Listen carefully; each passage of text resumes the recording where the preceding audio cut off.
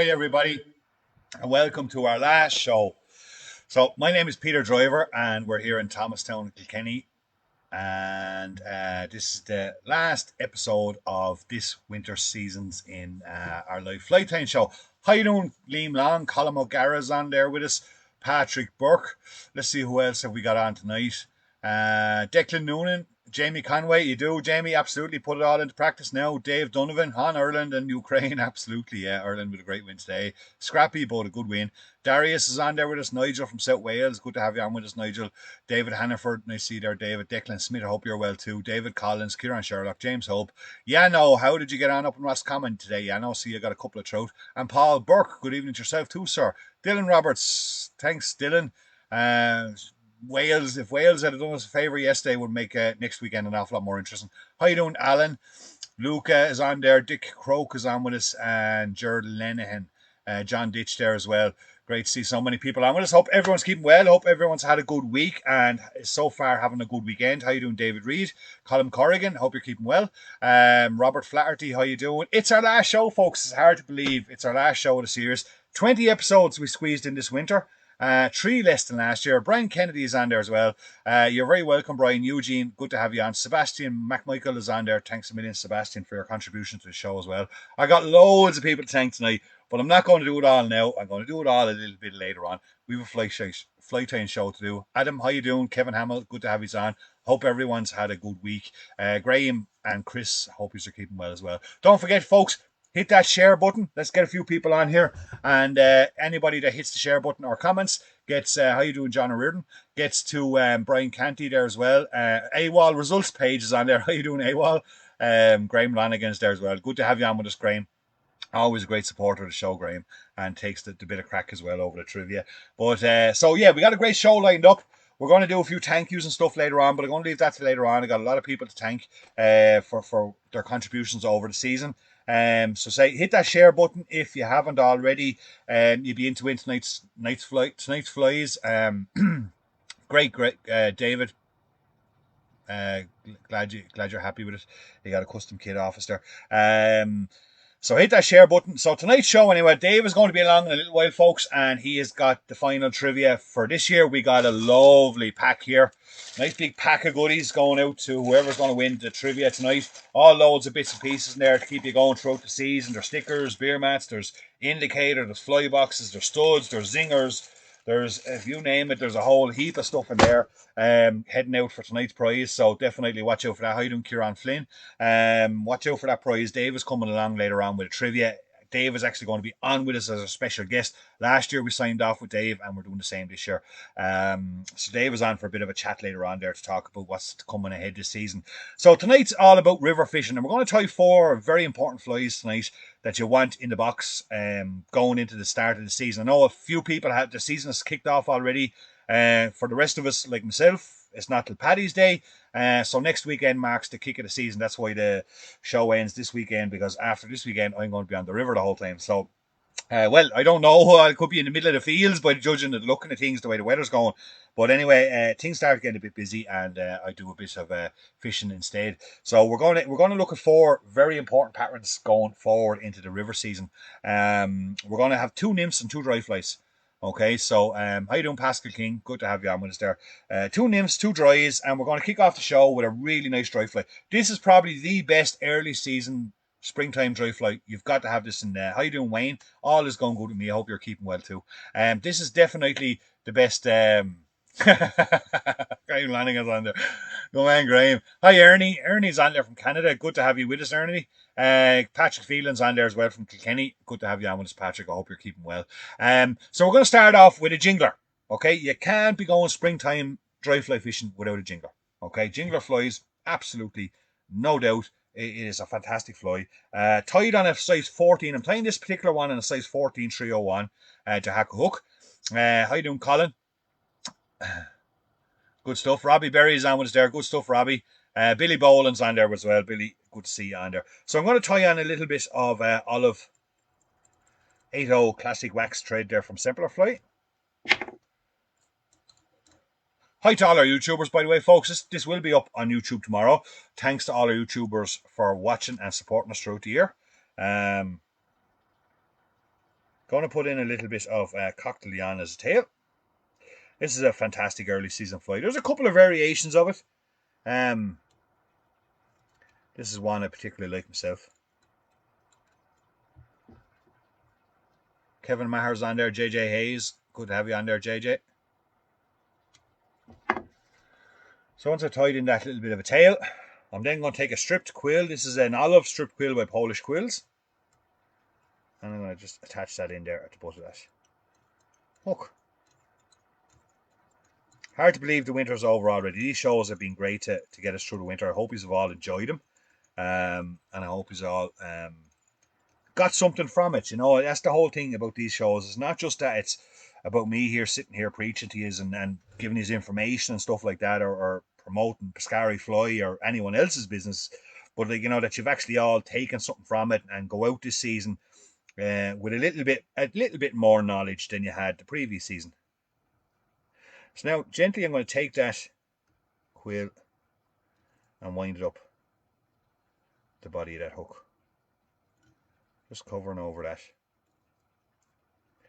Olive, the light is very bad up here now because of the way we have the cameras all set up, so I don't have the usual light I have, so it's not too bad.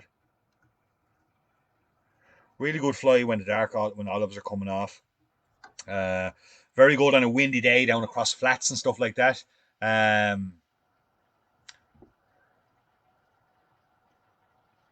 is a competition on tomorrow in Edge. You're dead right, Dick.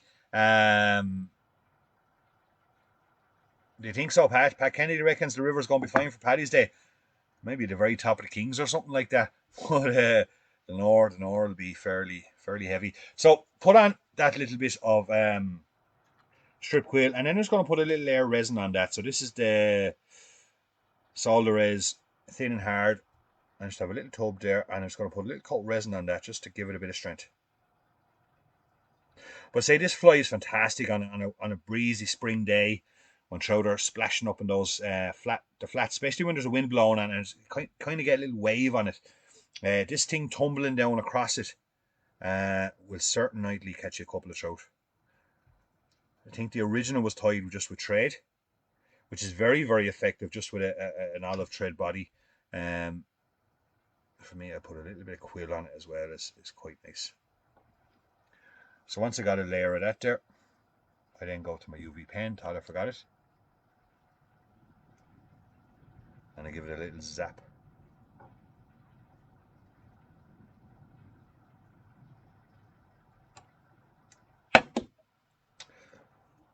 Once I'm happy with that, now the jingler has two very distinctive hackles. It has a kind of a brown or a ginger cock hackle, and it has a partridge. Okay, now the whole thing to this, they've got to ride very high up on the hook.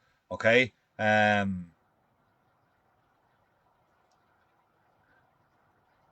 you doing, Alan Stockdale? Hope you're keeping well. Or Stone Lake, sorry, my apologies, Alan. So I'm going to tie in the brown there first. Now, if I'm tying this with an olive thread body, I'm going to do this exactly the opposite way I'm going to do it. Because I got a quill body on there, and I got to build that quill body and do the resin work first. If I was tying this with thread, I would actually start and I would mount the hackles before how you doing, Tony Rooney? Good to have you on with us again. I would mount the hackles first and then do all the body and tail and everything afterwards, because we need that hackle to be protruding out over the front of the eye, over the eye of the hook. That's the way the jingler should be traditionally tied. Because I'm doing it this way, with a resin bit of resin work over a quill, I'm actually going to do it the opposite way. Okay, quite a large hackle on this. It's size 14. The jingler is a big springtime olive pattern, and it should be tied quite long in the hackle. Okay, so now we're going to put our little turn of partridge in front of that. I've selected a couple of partridge feathers here, and I'm going to get out the right one. There's a couple of dry flies that I really would consider must-haves in the box going out in springtime, especially when you get around that kind of 1-2 o'clock time of the day, or even earlier, maybe 12:30, 12 o'clock. And how you doing, Dennis Goulden? Betty Hayes is on there as well. Good to have you on, Betty and Dennis. Hope you are both keeping well. and Michael Hayes, if you're watching. But there's a couple of dries you just got to have, because if them trout start looking, if you're nymphing early season, those trout start looking up for that in the springtime when the wind is blowing and there's a few iron blues and olives knocking about, you've got to have a couple of dries. So basically, what I've done here with my partridge, you can see, I've just exposed the the main core of that feather there, just below the tips, and I'm just going to get that in there, right between the hackle and the eye. Roger Fowler's on there as well.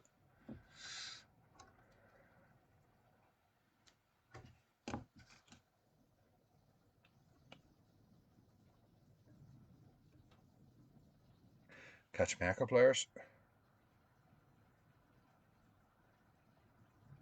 And I'm going to put a turn to a hacker just right in front of that brown. Be gentle enough with that partridge. It's quite fragile.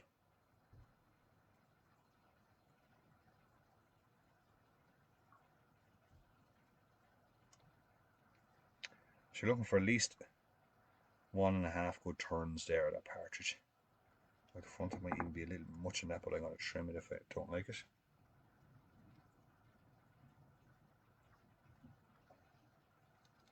Get in there and snip away. I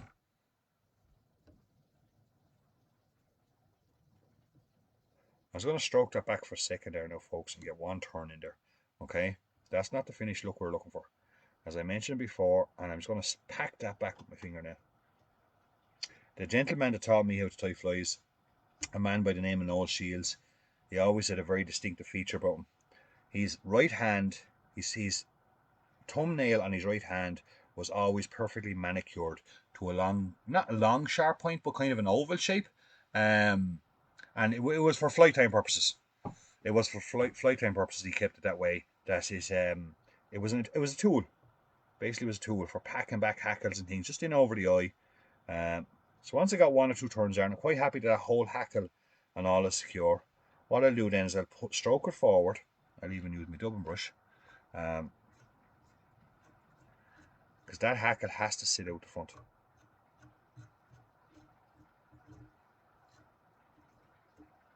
And what I'll do now is I'll take my thread, wiggle it up through all those hackles, and just take it right at the back.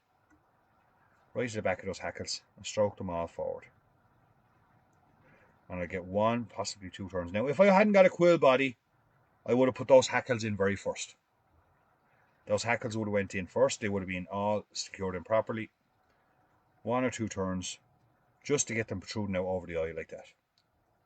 Makes an absolute pain to get your tipper through it, but that's the way the dingler should be. Okay, as you can see it there now. I'm going to take my whip finish. Before I take my whip finish, I'm going to put a little bit of Zappa Gap onto that thread.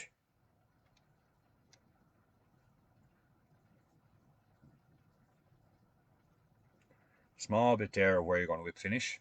You see a couple of beads on it there, little beads of Zappa Gap. When you're doing a whip finish, if you catch or trap 1 or 2 hackles back along the shank of the hook, it's okay. You can trim them off afterwards. Sliding that in there. And just a couple of turns right in at the back of that hackle. Before I release off my bottom spring, I'll just take my dubbing needle and I'll make sure, as best as I can, that no hackles are trapped in at the back there. And secure in behind that. It is, Dave. It is, yeah.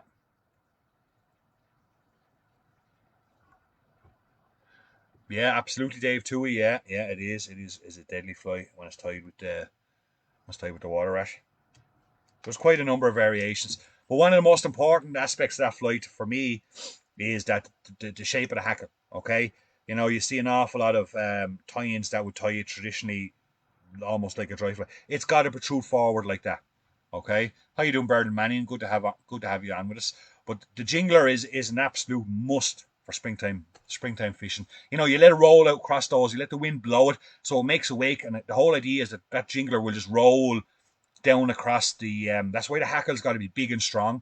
It's got to roll down across the breeze and stuff like that. Create a little bit of a wake, and swinging not just directly up or casting not just directly upstream like a traditional dry fly, but like letting it roll down across the stream. Let it just, hold your rod up high and let that leader flutter in the wind and let that jingler just bounce across the top of those breezy waves and the flats. Opportunistic trout will not pass it by. Body a little bit. Thanks, Peter. Thanks, Robbie. But it's the hackle that's everything there, folks. It's the hackle that catches the fish. Okay, really is. It's a cracker of an early season dry fly, and even that size, like that's a size, that's quite a decent size fly, size 14. Thanks, Declan. But getting that whole hackle thing to protrude out like that is crucial there. That'll really just roll around the river. So there you go, folks. There's the first one tonight. We got three more to go. We're going to move on to a nymph there now, and that one's going to go into the tub. Don't forget, if you haven't hit that share button already, hit that share button. And you can see the front of that fly there now as well. Nice partridge hackle there sitting up in front of that. Thanks, David. Thanks, Kieran. One for the box, James. Absolutely. Yeah, so. Go on, Graham. Graham's mammy's on the way over from Ireland. She's bringing over the pudding to Graham over in Sweden. So there we go, folks. That's the first one. We're going to move on now to a nymph. Okay, so there was an article published in Trout and Salmon there recently for how you doing, Jim Myler? Thanks, Kevin. Will it work on Neds tomorrow? Jeez, I don't know, Pat. Hey, Pat, you know what? It mightn't be a bad option. It certainly is a fish catcher. But there was an article published in Trout and Salmon there last week on a couple of my top patterns that I kind of have. There was a couple of lake patterns and a couple of nymph patterns, and there was one particular one which actually was the last episode of last season. I tied a nymph here to start with. That was kind of like I call it. Thanks, Sean Marr. Thanks, Adam. John Myler, can you show me how to tie a suspended buzzer, please? I don't have the gear up here for tonight, John. It's all about the rivers. And unfortunately, John, it'll be next season. I can certainly do that. If you shoot me across a message, I can add that into the list for next season. We're already started on next season, folks. Looking forward to October when our new episode starts. We got loads of cool stuff coming. Not going to give too much away, but anyway, so I tied a particular fly in trout and salmon, and I've been asked a lot about it during the week as regards giving it on the show and stuff like that, and talk about it. But I say the basis of that fly came up at last year's final show when I tied a nymph looking forward towards the season of what I was going to try, and I tied a black kind of nymph with virtually no body and just a big long tail. And then after the show, within the coming days, getting ready for the season, I tied another nymph, and it was this particular one, and this one definitely will fit the one I did on show. But I've been asked quite a bit about it, so I said I'll do it tonight live and show you what it's about. Really good, worked really well early season, worked for me throughout the entire season. Where the Tommy Fly number 6 one, anyone that read the article, was probably my best nymph throughout the season last year. This one was very, very good. A real good fish catcher. A very fishy looking nymph, and I'm going to tie it here for you now. Just putting the bead on the hook here. So basically what I have here is a size, what size is that hook? I got a size 12, right? So this is quite big. I got a 4mm tungsten bead sitting up on that there now too. Normally I'd resin that in and super glue that in, but I'm going to put a wedge of thread in behind it. Just for the save a bit of time waiting for.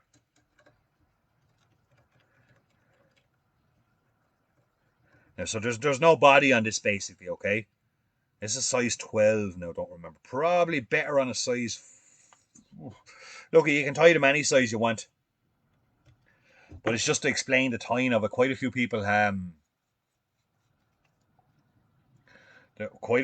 asked me about this. So once you've got that mounted up there, I'm actually going to the wrong glue. I'll go super glue.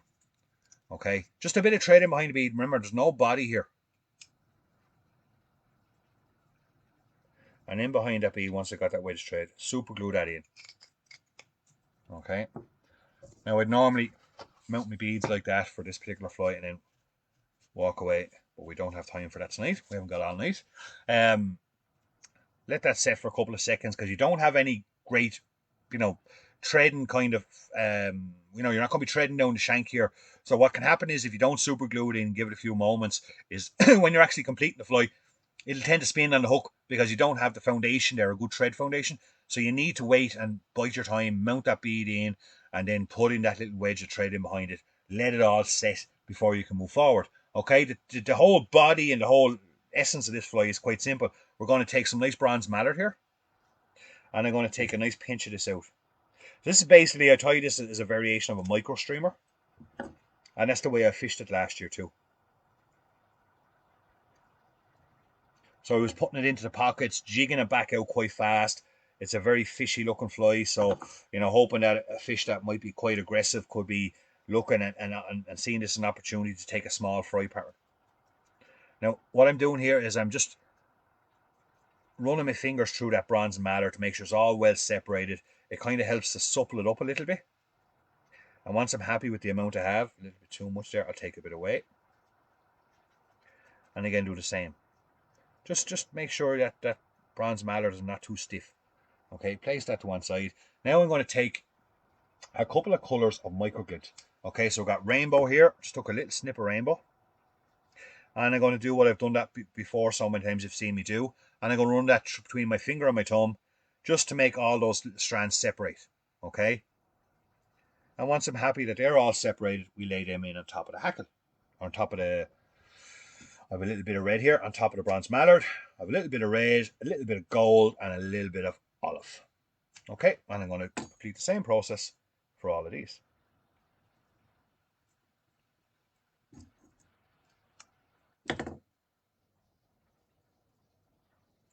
As you can see, once I start running it through the finger and thumb, separates it lovely.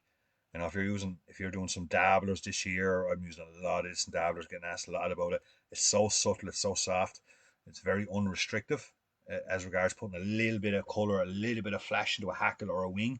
It really has. So once I've got the whole thing together, I then got to roll it between my fingers and my hand. Okay, so I'm rolling to get those colours, even pull it apart, stack it. Don't worry about the lengths, as long as the bronze mallard doesn't change its length too much, that the tips are fairly reasonable on that. Don't worry about the microglint, because we can actually we can chop that a little bit. Just taking a little bit off the waist in there just to get it. Basically, I want a lovely subtle set of colours going through that bronze mallard. And all the time while doing this, that bronze mallard is getting more and more supple. Just pulling that microglint through it to get a nice little wing, as you can see, like that. With lots of colour and variations in that. Okay, so we're going to take that now. We're going to mount that onto the fly. You want to come in maybe just a couple of mil past the hook. Don't want it too long. And that's all it gets. Just like that. As Tommy Cooper would say, just like that. Now I'll just go in there bluntly and just clean out some of those longer bits of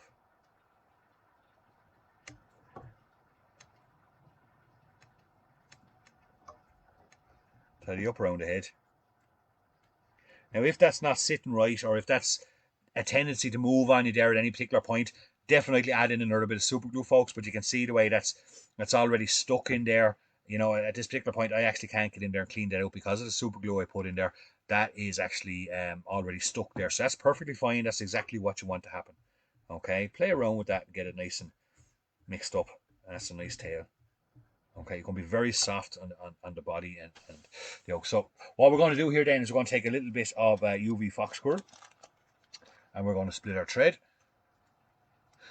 Bernard, that actually wasn't me, that was Mark. Mark helps us out an awful lot. Mark is part of the business here. And Mark was up on the boil system actually. I see Yano was up on it today, but Mark was up on the boil system there during the week. And yeah, he got a couple of trout. It was tough going now, but he managed a couple.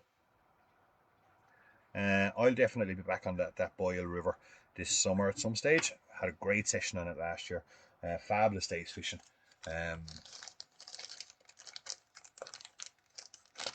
So now I'm going to take a little bit of fox squirt. Just have split my thread there. UV fox squirt. Split my thread. And I'm going to add that in there. I'm going to make a little dubbing brush just for the collar of this here. Might take another small little bit. I did, Dave. I got to keep some secrets, Dave. I got to keep some secrets from you. But it was a good fly start of last season. So once I'm happy that I've got enough in there, I'll give that a bit of a spin. Very, very fishy fly when it's wet. Um, Penetrates very good too because there's no real restrictions there. Um, because of the sleekness that body tail. I'll wet it for you now in a minute once we give that a good spin.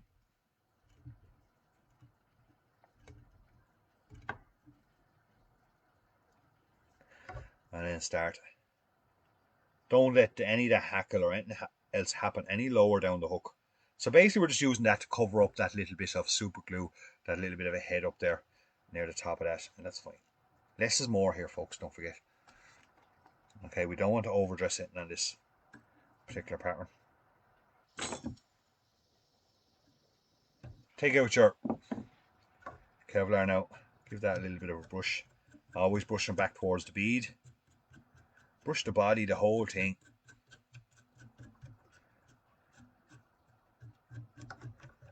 Good brush out to make sure all that dubbing is nice and spiky and slim.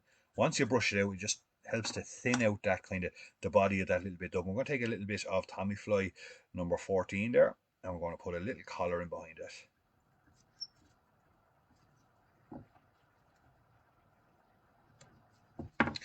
Again, this time we're going to go to lacquer.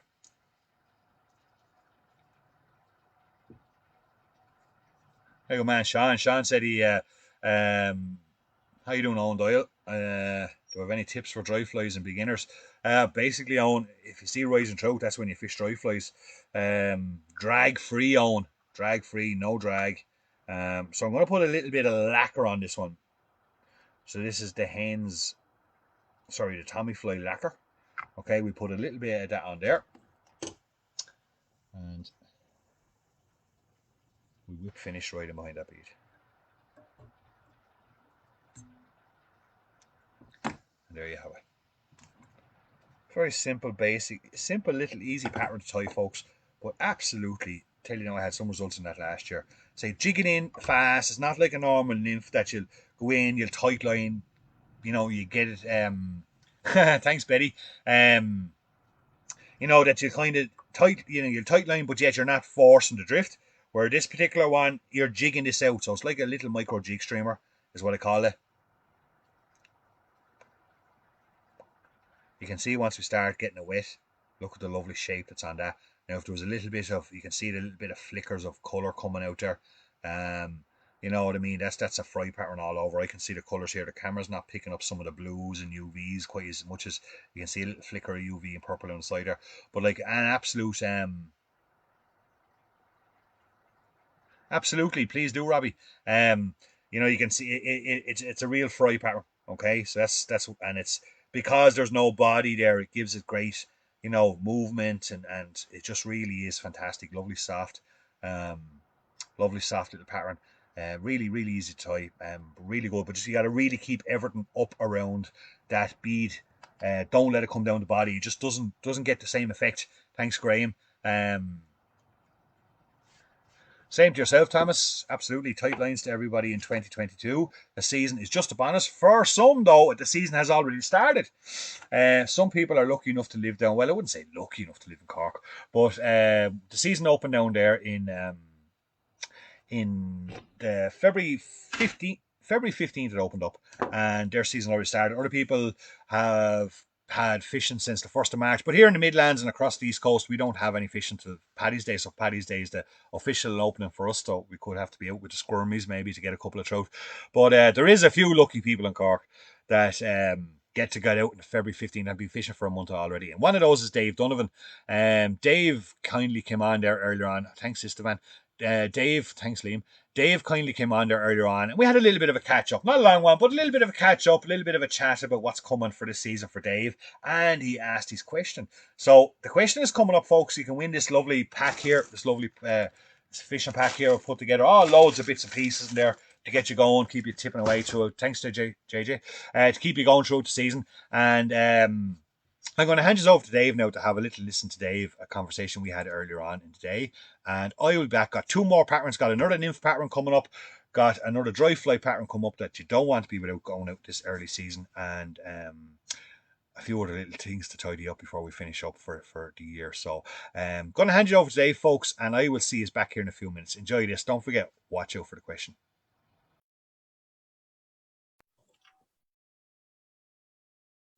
So, folks, we're here. It's our last tackle talk of the season. And like last year, we gave the last word to David O'Donovan. Dave, how you doing? How's everyone down in Shanballymore in County Cork? All good, Pete. All good. That's good. Just Dave, a just lot of before we rain get this into the morning. old conversation here, just want to say a massive thanks on behalf of myself and everyone else for all your great trivia questions over the season. Plenty of Googling and cursing and fast typing was done, but it was good crack and really appreciate your contribution. So thanks a million for your time for doing it every Saturday night. It's a bit of cracking, and I don't know, it goes down well, and Graham Lonigan just be prepared to every Saturday night, but sure, his time will come yet. His time will come yet. But so Dave, just on for a quick chat before we finish up and go out fishing for the next 9 months. I know our season up here hasn't even started yet, but your season has. You've been open since the 5th of February. How have you been getting on? Slow. The rivers are very high, Pete. It's been very, very slow. I've only gotten out twice. Again, only a few target areas behind bridges, a few places that hold up fish. You're always going to get them in these areas. I know them inside out, and so does most of the other guys living around here. But I've been to the function a few times. Right. Blackwater has been very heavy. Haven't gone near the Blackwater yet. Yeah. My local Big River. I've been out there, got a handful, but nothing special. And what are you doing this time of year, Dave? Mostly nymphing, is it? Nymphing, all nymphing, yeah.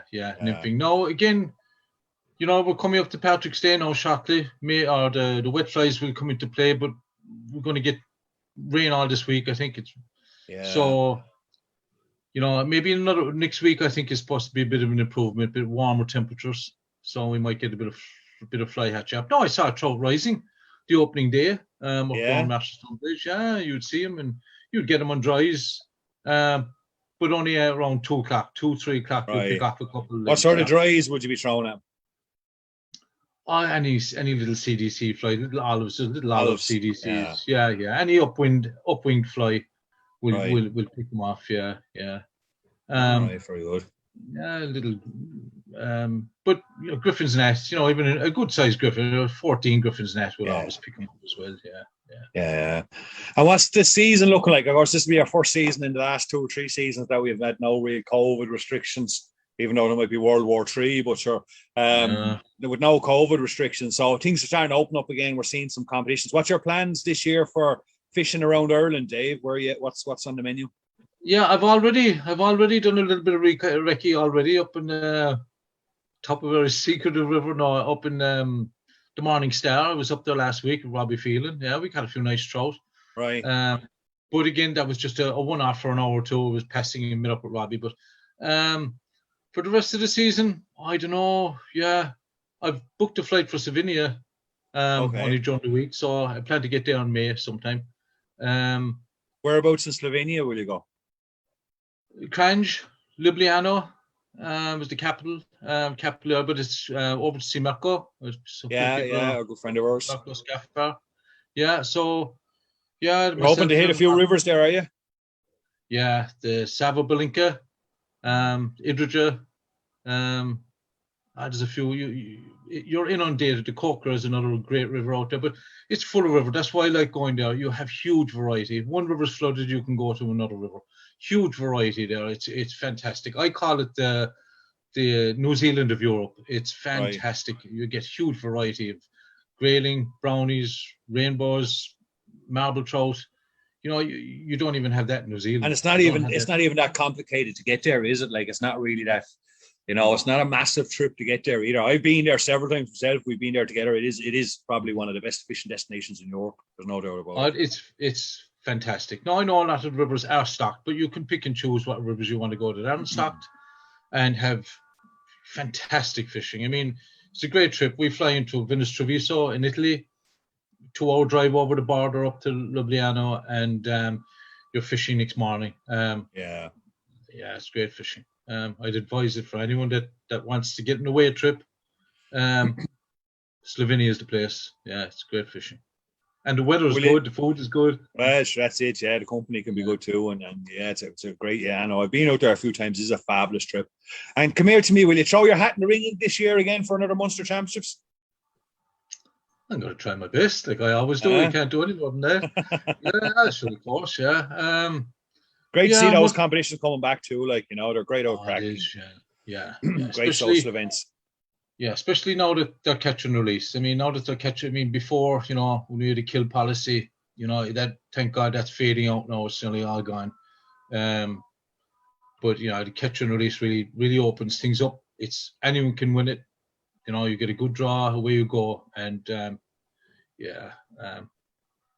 not sure where it's going to be held this year. There's a few venues being tossed about, but we're not sure yet.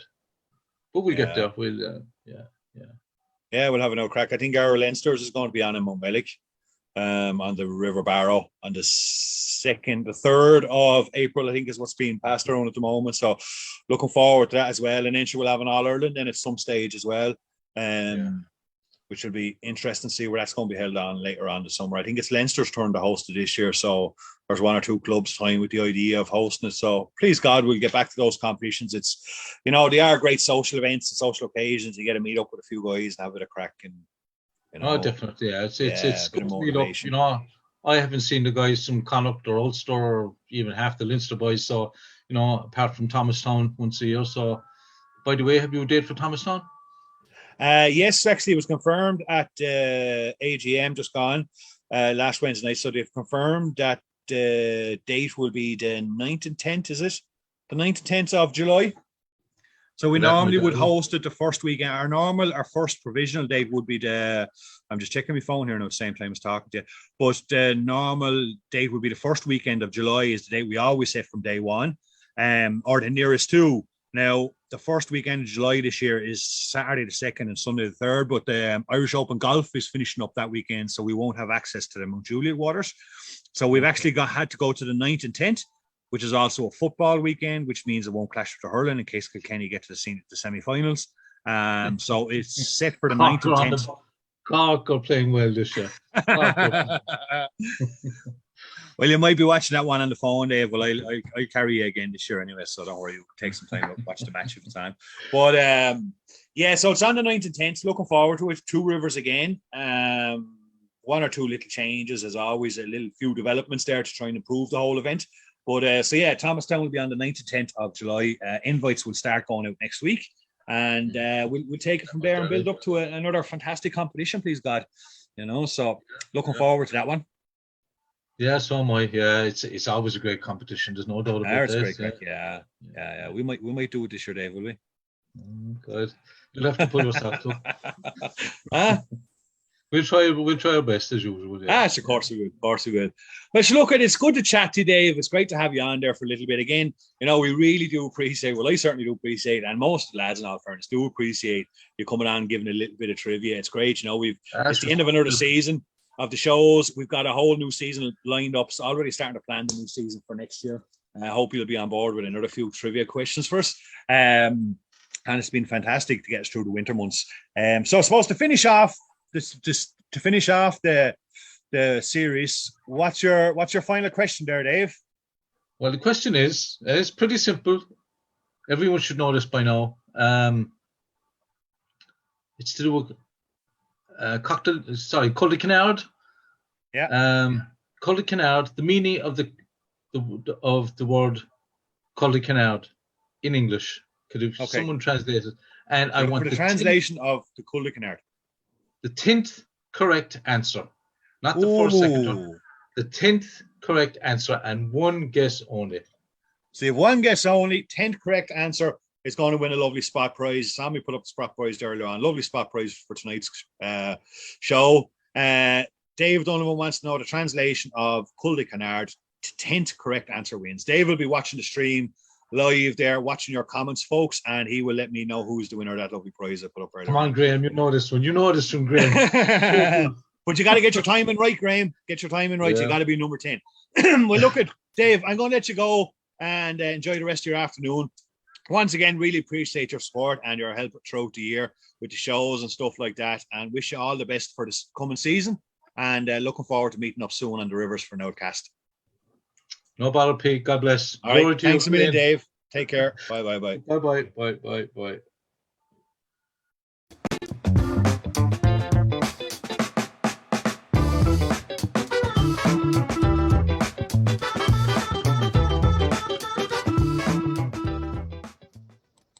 So we're back. We're back up here upstairs now, folks. Thanks a million to Dave. See lots of answers coming in there. Dave is going to be watching that one and see who gets it right. Don't forget, folks, it's the 10th correct answer will win the prize tonight. Dave likes throwing a little curveball in there. You might think it's an easy question, but a little curveball there is the 10th correct answer.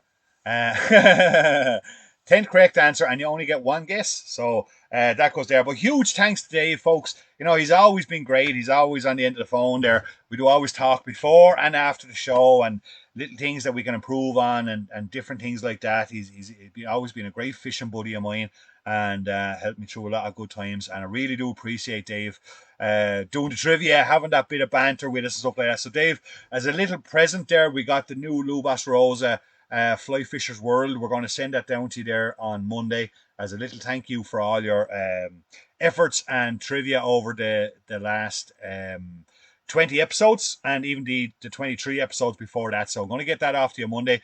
Read it up, study it well. Hopefully we can improve for Thomastown if you do study it a little bit. You know, it might sharpen you up a little bit and get you up to pace. So, and also, if anyone's got that book, there could be a few questions on it next year.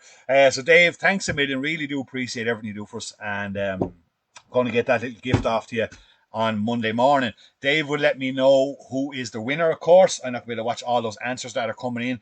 But just before we move on, folks, you know, there's been a lot of people that do contribute to this show. It's been a fairly, you know, we do it just for the love of sharing information and having a bit of fun. It started up in COVID when we were all in tough times. Unfortunately, we're heading into even tougher times now, possibly. With everything that's going on in the Ukraine and things like that in Europe. And God only knows what's ahead of us. And I wish us all to stay safe and be happy and our families all stay safe across Europe, across the world indeed. With people watching the show from all over Europe. But, you know, special thanks to everyone that's contributed to the show over the last 20 episodes. Desmond Paul, Rokos from Lithuania. Thanks a million for all your videos and contributions. Jimmy Tyrrell, Terry Phillips from the UK. Massive thanks to Terry. Terry's got a great YouTube channel there.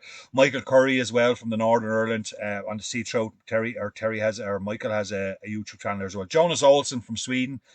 George McGrath from Tipperary. George was on a couple of times with us there as well. Eamon Conway from Tane Fly Rods. Keith MacDonald on with us there from Impact Fly Fishing. Darren Maguire on there from the north of Ireland. Tom Sullivan from the west of Ireland came on there talking about dry flies. Tom Doc Sullivan, great guide over there on the Corrib. Darius and Marius, the two legends there, the two Irish legends. Two fantastic competition anglers, two really nice guys, and two very good friends of ours came on there and gave a bit of a chat. Probably one of the best interviews I ever did, and most interesting interviews I ever did. Wish I could have kept going for hours. Betty and Michael Hayes, absolutely beautiful people. Thank you so much for sharing your story with us. Jason Corcoran from the Blackwater Fly Fishing, thanks Jason. Ned Maher from Adair Springs, Jason O'Riordan there as well. Sebastian McMichael was on with us as well there recently from Ban Valley Flies.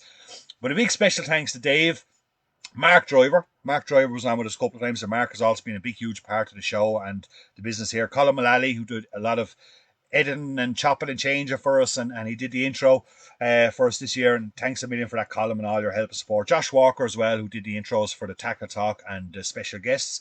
Robbie Phelan, IT support. Every time I have a bit of trouble, I give Robbie a ring. Robbie, something's gone wrong. You know, and to all ye folks, of course, absolutely, for watching the show. You know, without ye, we certainly wouldn't have a show. You know, as long as you keep supporting us, we'll keep going. And as long as you keep watching it and think it's worth doing, well then, hey, I keep going at it. I love sharing information, whatever little bit of information I have to you guys, if you're all getting something out of it. So massive thanks to all you. And of course, the biggest thanks of all tonight will have to go to my darling wife. Okay, gotta mention her, Deirdre, and the two kids. You know, every Saturday night up here, it's not just Saturday nights to go into the show. It's a couple of hours beforehand, a couple of hours during the week.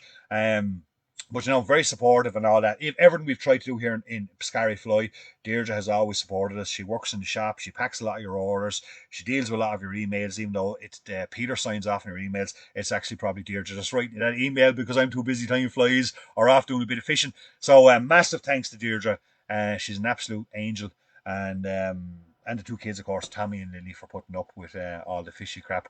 Daddy on a Saturday night putting the kids to bed. Corey said, come on, go to bed quick because I got the live show to do tonight. So kids put up with it as well. So massive thanks to family. It's a family effort here in Biscarry Fly, and we really do, appreciate all your support and stuff like that. So we're going to move on, folks. If I've forgotten anyone, I apologise. A lot of people involved, but I think I've managed to get everybody. If I have forgotten anyone, I do apologise. Remind me on the messages there. And we've got a whole new show lined up for next year already. Going to be starting on the first Saturday in October next year. A whole new show lined up already. Well, not lined up. A lot of work to do this winter or this summer. But great stuff, Graham. You're very welcome, Kieran. Thank you. Really appreciate it. Appreciate all your feedback throughout the year, folks. A lot of messages, a lot of very nice messages and comments throughout the year about the shows, and met a lot of people through it. So really, really appreciate all the comments and kind words. So we've got a jig size 14 here. Another nymph here, folks, that you don't want to be without. Thanks, JJ. A jig size 14 here. This is based on, this is a Viets Caddis, okay? It's a Czech pattern. I've tied it before. I don't know if I've tied it in a show, but I've certainly tied it on YouTube. And it's an absolute, it's definitely one, it's my go-to pattern for the entire spring months, especially March, heading into April before the fly hatches start and stuff like that. Something that's, thanks a million, Keith, and thanks for your contributions, Keith, Colin, Darius. Definitely you don't want to be out. This is one of my go-to patterns. It's been around for quite a number of years. It was published in the Hens Fly Time book a couple of years back, and it's been a stable diet for most anglers. It's tied here on a size 12 jig hook, and I got a 4mm copper tungsten bead, and what I'm doing is just tying in a little bit of a chartreuse butt there, which is Tommy Fly, of course. Used to tie with Globe, right, but the Tommy Fly number 31, the old label's starting to go there. Tommy Fly 31, and thanks, Mick. We have a winner, Kieran Flynn. Kieran Flynn is the winner. Kieran, I will be in touch with you, probably not this evening, but tomorrow at some stage, to get you your lovely pack of goodies off to you for the start of the season. Thanks a million, Kieran, for taking part, and congratulations. So once we tied in that butt, as you can see, I looped over the tag end just to stop that butt from slipping down, of course. You've seen me do that before. And I'm going to add in a bit of Kevlar there now. We're going to tie in a bit of a tail here, which is grey partridge. English grey partridge.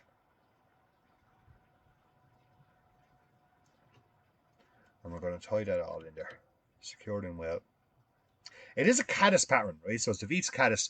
But this thing works throughout the entire year. Thanks a million, guys. This thing works out. This thing works. I'm trying to read messages at the same time as Ty. I think we have to get a producer here next year. Someone that does some of the work, and then I can just concentrate on you guys and tying the flies.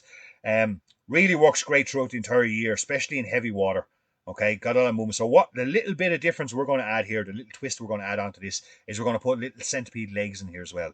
Okay, so I got 2 centipede legs in here. These are Vineyard centipede legs. And I'm going to tie them in there out of the butt. So basically what we're doing is just giving this that little bit of extra articulation. Now they're quite fine. Just take your time. I'll just tidy up those ends there now before I go any further.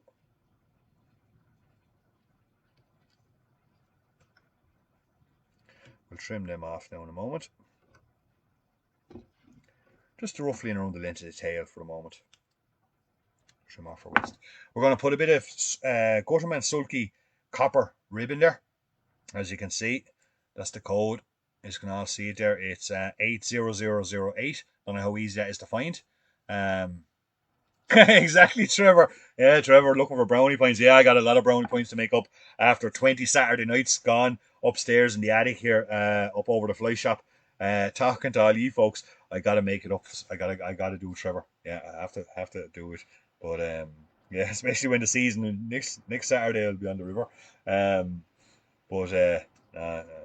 Absolutely not great. Deirdre's great. She really understands that. It's my passion, it's my love, it's who I am. I think anyone that's, most of you guys and girls that have been following us here all throughout the winter months, it's not just about product promotion or anything like that at all. It's about the passion we all have, and we all share that passion, and you get it through a lot of the interviews and stuff like that with Eamon Conway, Betty and Michael Hayes, that passion we have in fly fishing and fly tying. And it's very hard to explain that sometimes to people that are not into the fly fishing and fly tying the way we are, of how it consumes us in every sense of the way. But Deirdre does get that, like she does get it that, that I'm actually just unwinding a little bit there because I actually forgot a little thing. So going to come back halfway, and I'm going to add in 2 more centipede legs.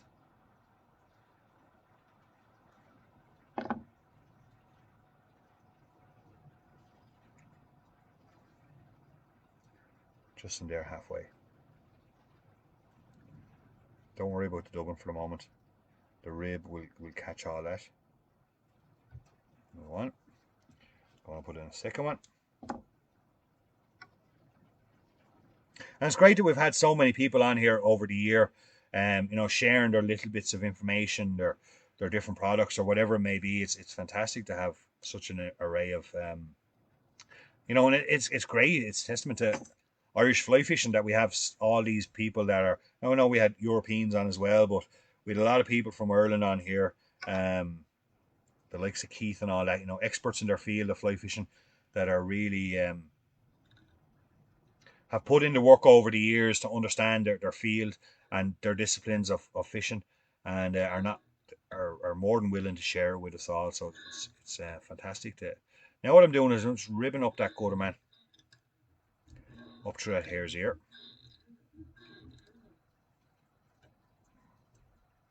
And those legs, just give it that little bit of movement that when you're jigging that nymph down along the bottom, it'll just allow it to, it'll just make those legs will just flop around a little bit, give it a bit more articulation.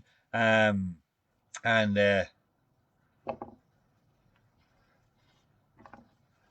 just if there's a trout there early season that's looking for something with just a little bit more, this can certainly be the pattern for him. I'm going to take 2 more pieces of centipede leg now, and we're going to add that in there.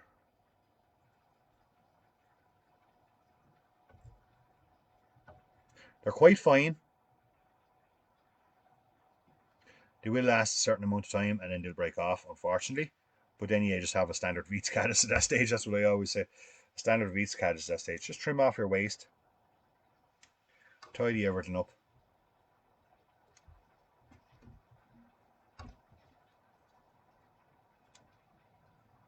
Unfortunately, we don't have these in the shop at the moment.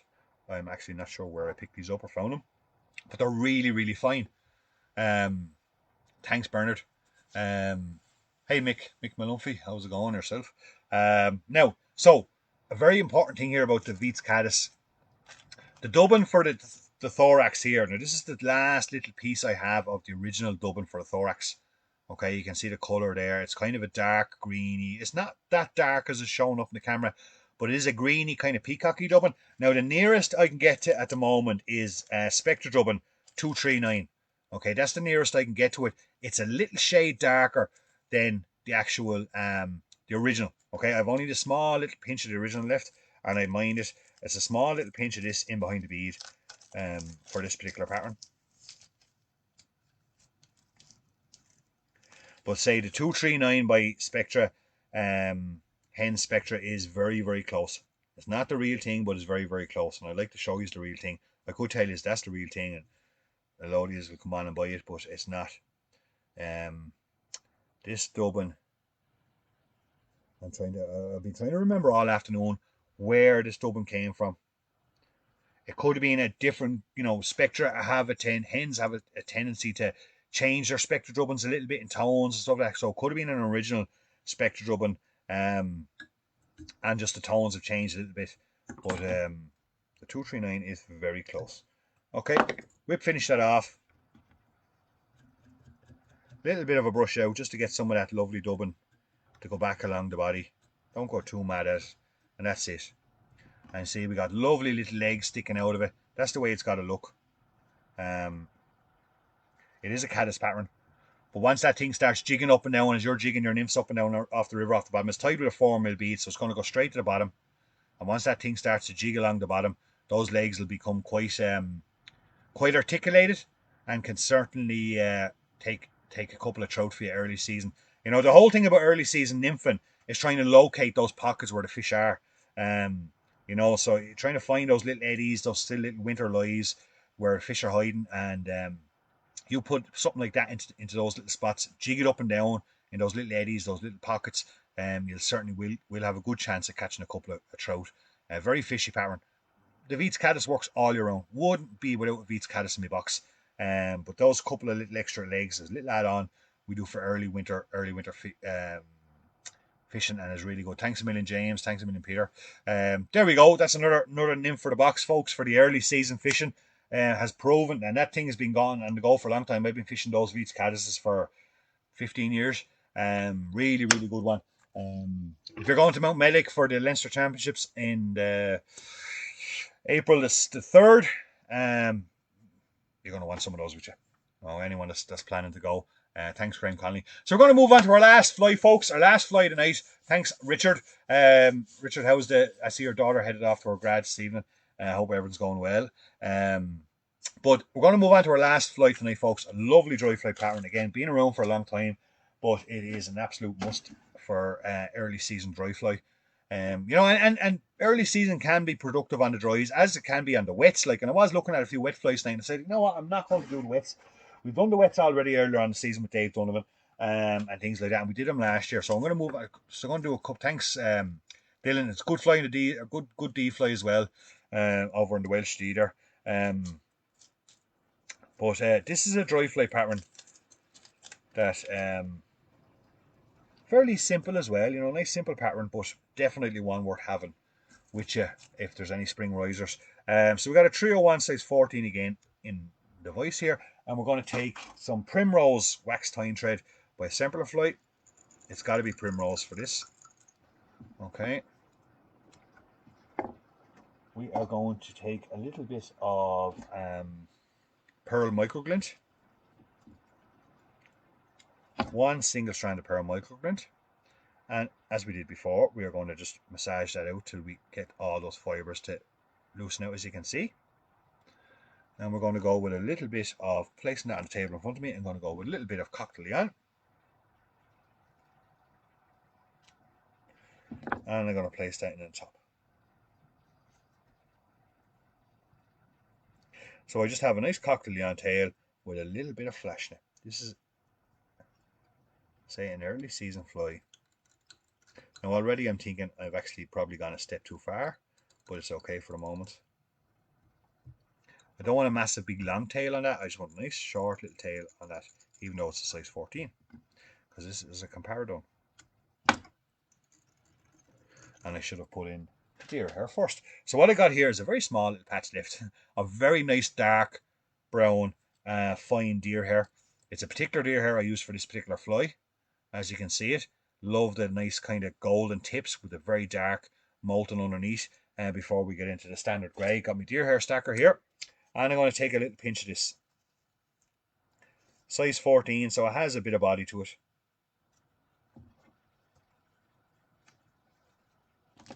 Snip away that. Of course, before we stack our deer hair, we always brush out all that. Thanks, Kevin. Thanks, Robbie. Robbie was on looking at our new website there. So once I've brushed out all that bit of down off the bit of fur off the bottom of that, I'll put the deer hair in there and give it a bit of a stack. A few bangs on the table and get it nicely stacked. Switching around and get ready to mount. Mount it just a little bit back from the eye.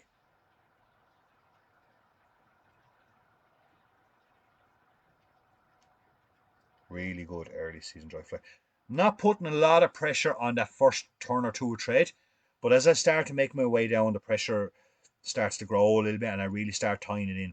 I find if I put too much pressure on the front turn or two, the first turn or two of thread, excuse me, it'll spin a little bit, and I don't want that to happen. Even though it's flared, that's okay, I can manage that now in a few moments, but I don't want it to spin. So I want all the deer hair sitting on top, So 1 or 2 turns of loose, but yeah, just enough to trap the deer hair fibers in there. And then as I start moving my way down with the second 2 turns, I put an extra little bit of pressure on it there just to start tightening it down.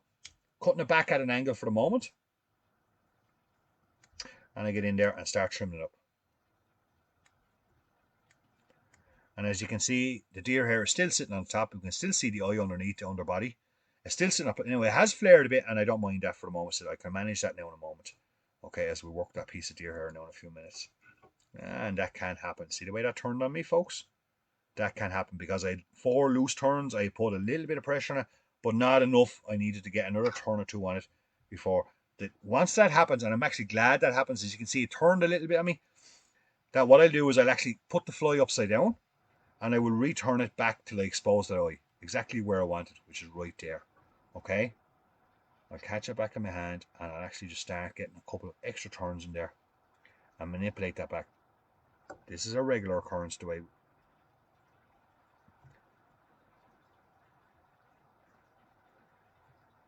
Start coming down along the body. 1 or 2 turns, manipulate it back exactly where you want it, so all our deer hair is sitting up on top of that fly. And then once I get down off it, I start putting a few extra turns, and now I can go back up with a couple of real solid turns and really make sure that that deer hair is sitting exactly where I want it, directly above the eye of the hook. As you can see, the eye of the hook is exposed there now slightly, and everything's above it. Okay, now I'm fairly certain that I'm going to be okay.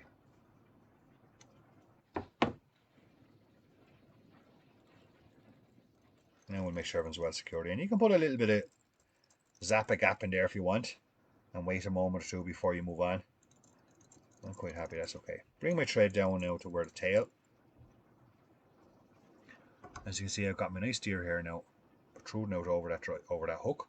Not flared anymore. Starting to come together quite nice. Yeah, I would sometimes, Dylan. Yeah. I would definitely. Now, dubbing here. Sorry, just read messages and my head is going in different places. Dubbing here is a little bit of hare's ear. Thin little piece of hare's ear.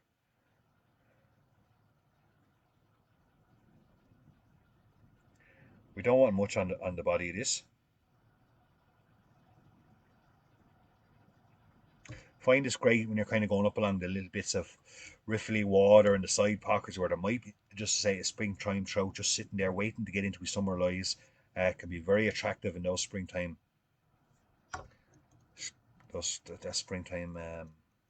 conditions. Starting at the butt of the fly, work your way up, build your body up. Slide up another little bit of hair's ear there. Now, before we go any further or up near that eye, what I want to do is I want to go back over that now with the primrose thread. That's why we use the primrose thread.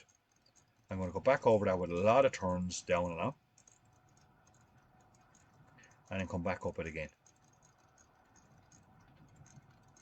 Gives us a lovely pale olive looking body with a little bit of hairs. You know, it just has a beautiful look to it. Really, really nice look to that body. Camera's not picking it up quite as good as I'd like, but you can see it's a nice tight body. There's a lovely subtle bit of primrose in there. Very good. With that, very nice, very attractive, should I say, with that little bit of hare's ear coming. Now I'll go back to the hare's ear again, and I'll come up around that deer hair, catch the deer hair, pull it up. I'll get a couple of turns underneath, bring it back up over on top. So when your deer hair is flaring a bit too much in it, those couple of turns underneath, those couple of turns on top will help to get that deer hair flare under control. There's always going to be 1 or 2 straggly little bits. We can nip them off with the scissors. Get your thread back in there under the eye, under that wing, and just a couple of turns there. We've finished. A little bit of a tug back, and there we go. That there is an early season dry fly. Again, just like the jingler, I wouldn't be without. Okay, I'd spray that now with my shoe spray, and that will be absolutely lethal come the following morning. Really fishy pattern. Very, very simple tie, but for early spring dry fly fishing, for opportunistic trout, that there is absolutely lethal. Primrose thread, probably the biggest component there. in that little bit of sparkle and tail. So when it's sitting down in the water, a little bit of spark can help as well. Thanks a million, James. Um, Really good early season dry fly. Very solid fly. You know, the whole body, everything's very compact there. Can tie that right down to size 20s if you want. I do tie quite a few 14s. I don't really go to 12s, but 14s and stuff like that. A little bit of gink on that wing there as well before you fish it can be a nice bit of a help. The body sits down into the water a bit. Really good pattern. Very good in early spring. And there we have it, folks. That's the end, and that's the last fly for tonight. You're very welcome, Jim Myler. Thanks very much, James O'Connor, Brendan Spillane. Thanks very much, everybody, for watching. So that's the end of the show, folks. The end of our series. Series 2 is the weekend before Paddy's weekend. Next weekend, I will go fishing. Huge thanks once again to everybody. Me too, Sean. I love hares here. I'm a real, yeah. If you know, I think there's two types of fly tyers or nymphers or river anglers. There's the pheasant hailers, and then there's the hares user. I'm a hares user. But massive thanks. What shoe spray do I use, Robbie? Good. So I put it up before. I haven't got it here. It's downstairs. It's any particular type of shoe spray, but it's got to be the stuff for leather shoes and suede. Okay, so it's got to be a protector, a water protector for leather shoes and suede shoes.